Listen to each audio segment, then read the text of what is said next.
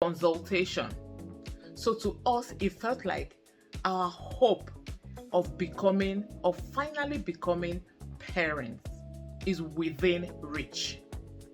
We were happy, we were excited, and we're hopeful. But we were not so ignorant about the statistics because we've been reading, I've been Googling about IVF, so we know the statistics.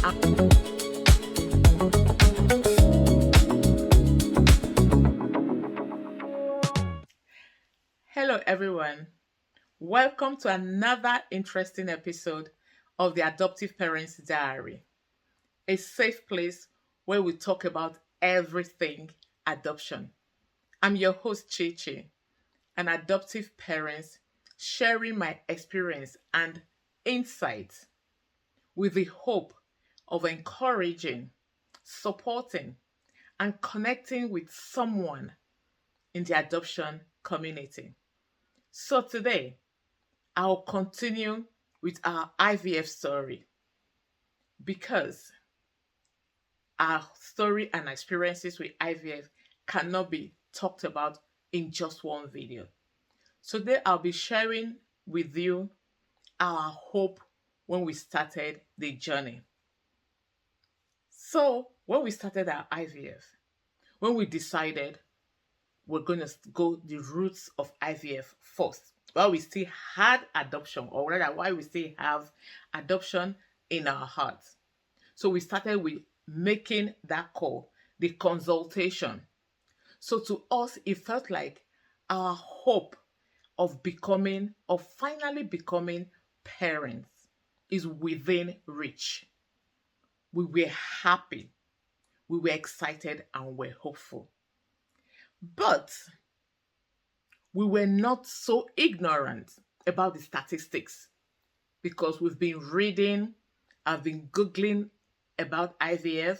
So we know the statistics and we know that it's not a guarantee that when you go through this process, go to all your appointments, everything will fall into place. It's not always a guarantee. But being who I am or who we are, we were focusing on the positive. I lived on the positive. I wasn't thinking about the negative. I surrounded myself with positivity. So when we started the process, the hope of becoming parents it was such an interesting feeling of becoming pregnant for starters. I was thinking about who will I tell first when I fall pregnant. Should I tell this friend? Should I tell that friend? Should I tell this family member or the other family member? Or should I make it kind of a conference call and just break the news to them? How do I do it? In my own bubble, I was already planning names. If it's a boy or a girl, planning names. And what I actually wanted, because like I said, I had my calendar, everything planned out. I had when my first scan, second time scan, when the baby is gonna come, the baby shower, bed. I even went as far as first 1 year birthday. That was how hopeful I was, because for me, it was a done deal. Do IVF, then come on, do our adoption. Done. Finished. So I didn't know why we plan, like the Bible verse that said, man proposes, God disposes. But that did not stop me from hoping. I hoped, I believed, and I prayed. For the first time in a long time, it felt like we weren't just dreaming about becoming parents.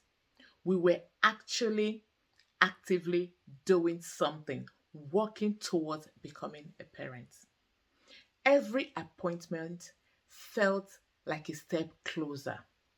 Every conversation was filled with hope. We had no idea how challenging the journey was going to be. We were just excited and full of hope. And that hope carried us through the whole journey. But nobody prepared us for anything otherwise. But nobody tells you about IVF, of how much waiting is involved. Waiting for your appointment, waiting for your scan, waiting for that phone call that will change everything. And that is where our story began to get even harder.